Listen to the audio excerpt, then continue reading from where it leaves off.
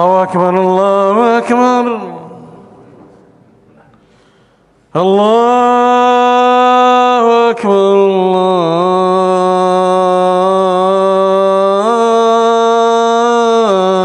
الله أكبر. Today, the dark clouds of death enclose me slowly. I fear. Yes, I fear, and I feel this abyssal shadow sipping me.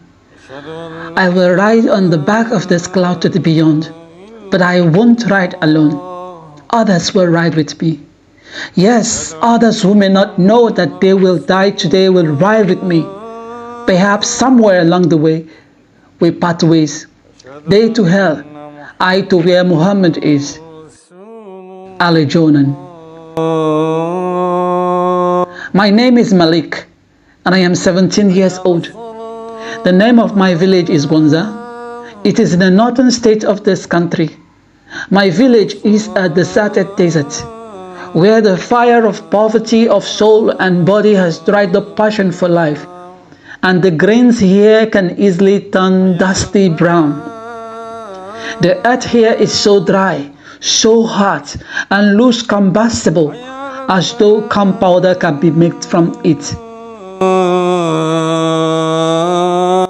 For so long the sky won't cry here. Beautiful dreams don't bud here, for instead of water, this soil drinks tears, sweat, and blood of the scorched.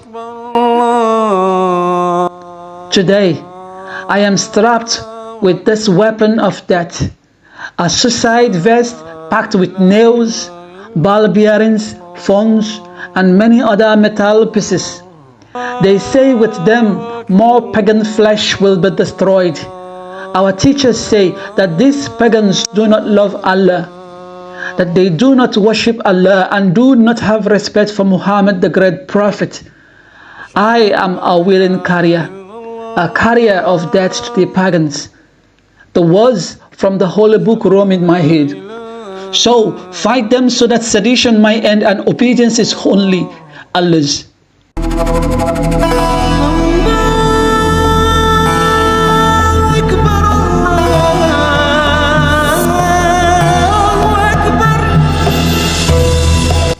For unless cause do I fight. I will fight and die for Allah. Another mind of mine asks me, is it for Allah that you will fight and die? And I reply, yes, it is for Him. Of course it is for Him. For great reward await those who are killed in the way of Allah. They do not die but live. This allays my fears. The idolaters who disregard Allah should be slain.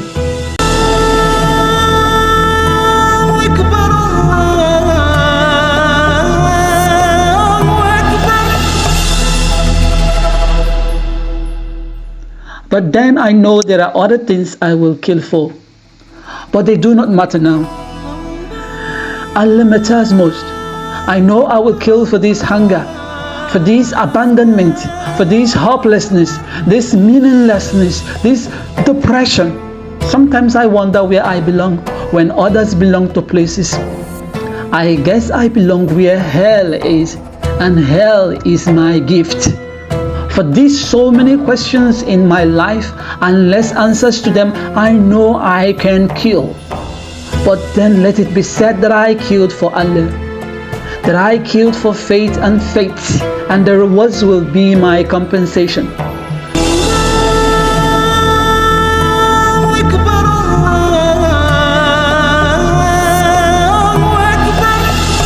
I wish I know what that tastes like.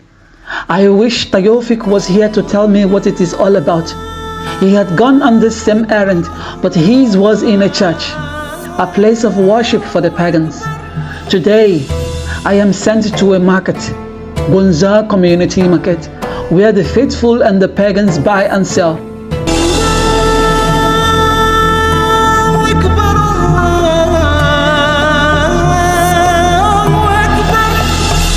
I and Tayofik were both recruited from the same Al-Majri school. They said we were strong and fearless and are good to fight for the cause of Allah. Tayofik was the only one I knew in this band. Because of this, we became brothers In this band, we are called vanguards, and every one of us has to fight in one way or the other. Taofiq's turn came and he left. When he left, I felt the way I felt when father died, when mother pushed me away to join the Al-Majri school, when my sister was married off to a dying old man at the age of 10.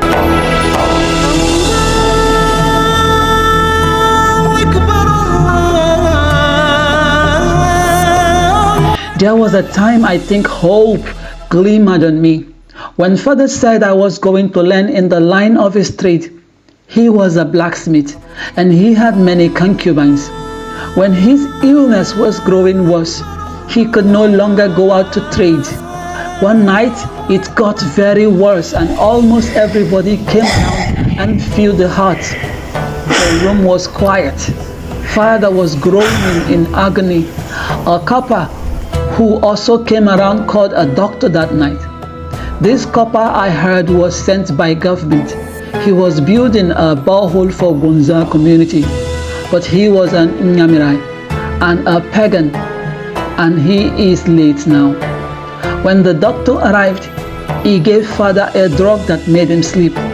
Everybody left as father's breathing became steady.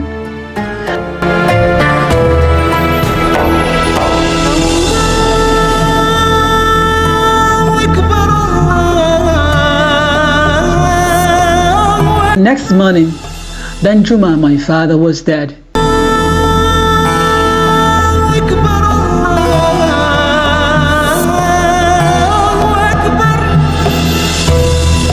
After he died, mother could no longer make as much money as father made. The family income fell by the day. The whole family burden was on her.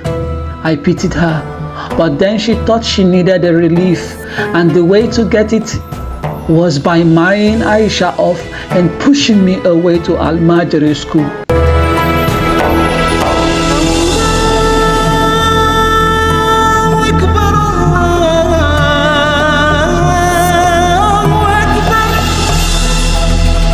Mother has a boyfriend who is a teacher in the school. He started visiting frequently after father died. At night, he was more frequent. In the dark room, when the light had been put out, he would sneak in.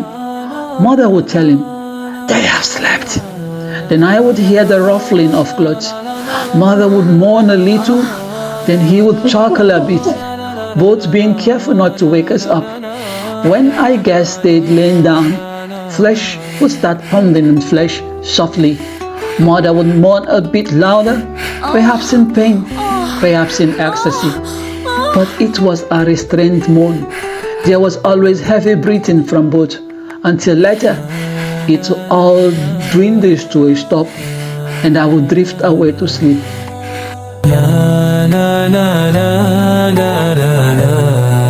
One time, I thought of it all. Tears trickled down my eyes, but it stopped. It was anger that stopped the tears. It was for vengeance that I stopped crying long time ago. My anger, like an arrow in flight, is ferociously fired and flying, but it misses its target. I do not know if it will ever succeed.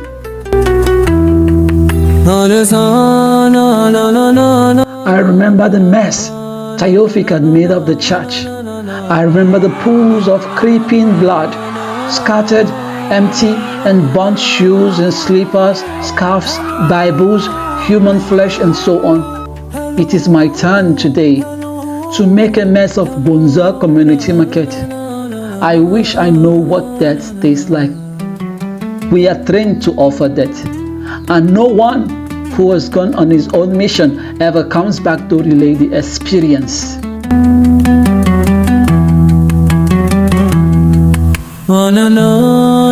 Our trainings were mostly at night. There were the senior bands. These ones do the kidnapping and killing of victims with guns and knives. They could cut off the victim's head and drink their blood. When you drink an enemy's blood, they can't torment you. I have tasted blood before, but I have not tasted death.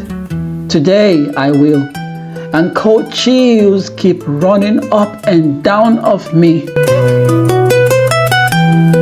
I have drunk the spiritual water, even the one soaked with leaves from the Quran. Yes, some charms hang around my waist below the pipe worn around me, which VBIED is written. I have gone through the hypnosis. I have been possessed by intergalactic beings. I have had fear of death and reality knocked out of my senses. But why are they coming back to me? This fear, this consciousness, like a flood returning to its source. The ribs in my chest feel like they will break from fear. My heart is racing so fast. Warm tears is cycling in my eyeballs. I feel like screaming out for help. They say I am a man, a vanguard for Allah. They say the much pagans I kill, the much reward I receive in the great beyond. I have reached the middle of the market. There is a common bench there, one of the ones provided by the government when they refurbish the market for anyone to sit, to wait, or to rest. So I sit.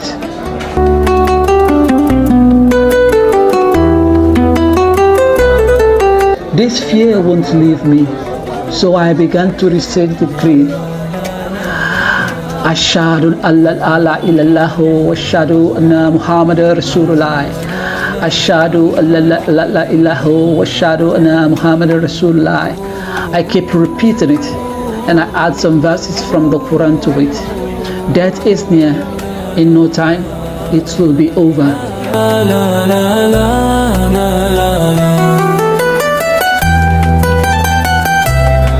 I stare at the signboard on the entrance to the market from where I have come in. I know that the boldly written was our Gunza Community Market, but the other was written under I cannot read.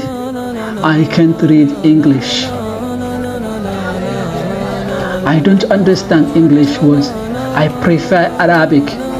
Reading Arabic feels like climbing to me from right to left to the will of Allah.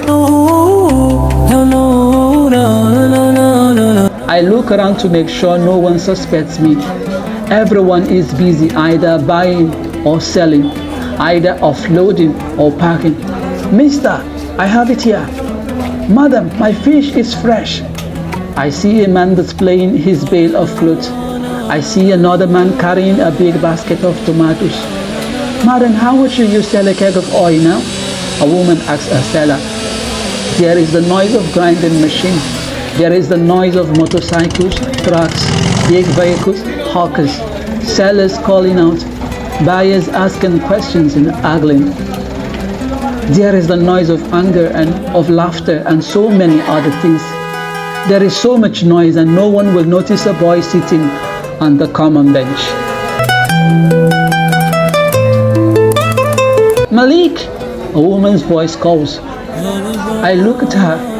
It is Mama Nunso, an Inyamrai, a pagan. I try to give a smile, but the moment won't let me. How I wish she goes away and leaves me alone and leaves this place right away. I can tell her that I have a bomb strapped on me and that I will explode in a matter of seconds.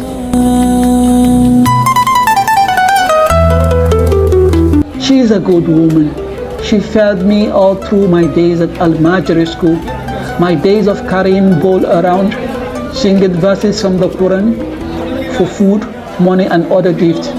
She also gave me clothes. She had picked interest in me among the other Al-Majri boys. She gave me more than she gave them. She said I look like her dead son. She owns a restaurant. She cooks well. She even knows how to cook some of our native food. There was a time she made fukan soup for me. I remember I had also eaten tubu and miya from her, but she makes them a bit differently and uniquely. I enjoyed it. I also enjoyed her native soup, egusi, okra, and obono soup. bitter leaf soup, and many others that I do not know their names. Oh Allah, save this pagan from me. Where have you been, Malik? You stopped coming to my shop. Has your mother accepted you? Or have you gotten a job? She was curious. Tears start to roll down my eyes. I cry again.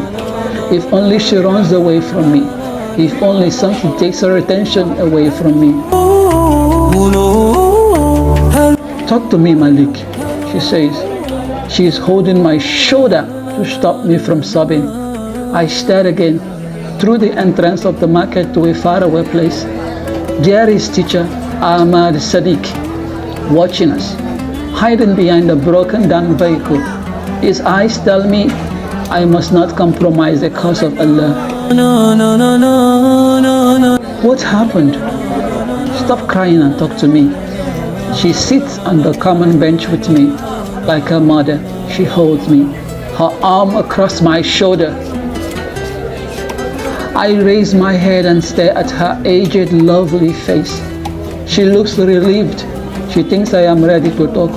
But as I stare at her and her bag of foodstuff, I wish earnestly that Allah lets her come with me to where Muhammad is. Though she is not of my religion and not from this place, she speaks in my language. She has always reached out to me, and I do not want to see the pagan about her.